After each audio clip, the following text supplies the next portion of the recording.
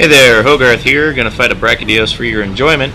We are in the volcano zone, so I have taken hot or cold drinks along with me to avoid the elemental attack or the area effect of heat, which would cause you to constantly lose your health.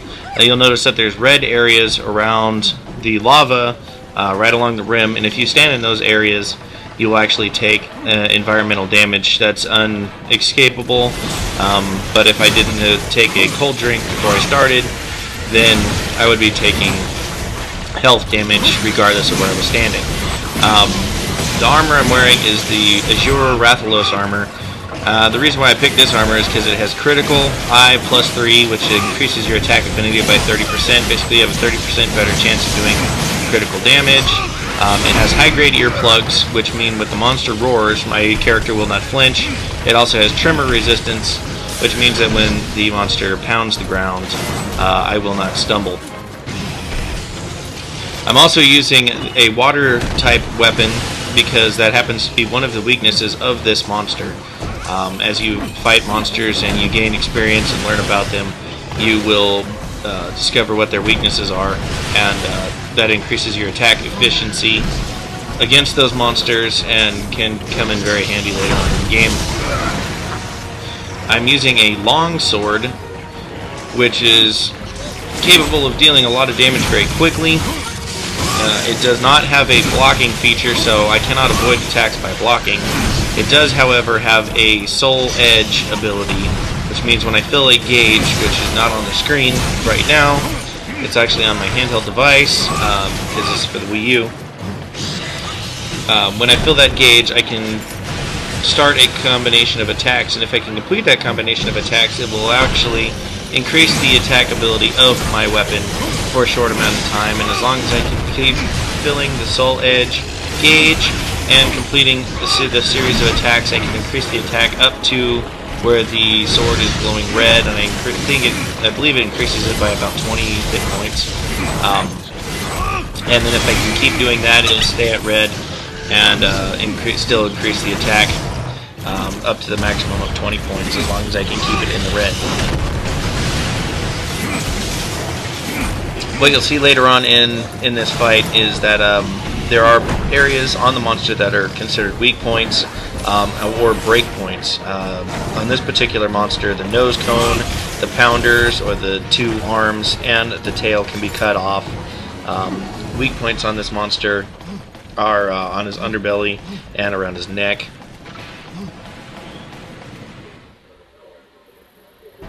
And when you go into a fight such as this, or any fight in Monster Hunter, you'll need to pack along certain items. I usually pack along potions, mega potions, well-done steaks,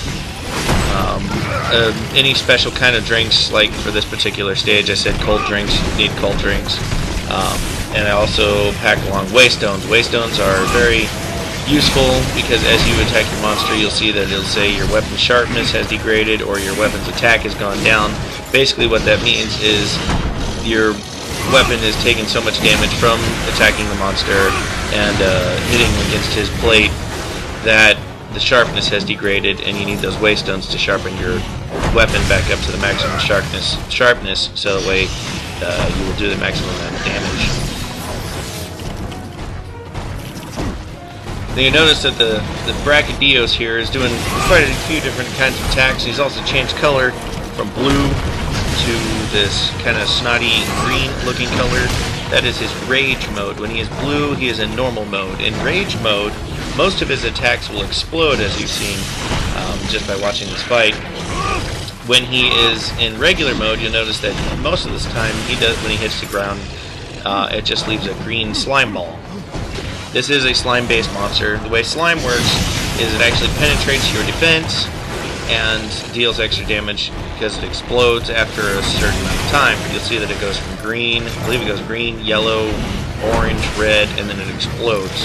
Same thing happens when your character gets covered with slime, and then later when you build slime weapons, it has the same effect on other monsters in the game. So slime weapon can be very effective. You notice that Dios is using several different attacks. He's pounding the ground. He's licking his binders or his pounders, and he's jumping and doing an attack. He's also sticking his nose in the ground, running and sticking his nose in the ground, which is creating a attack that goes straight out in front of him for a couple of feet. And then there's another one where he sticks his nose in the ground, and it creates an area of effect. You see the orange hot spots pop up on the ground, and if you can avoid those, then you can avoid that attack, but you only have a split second to do so.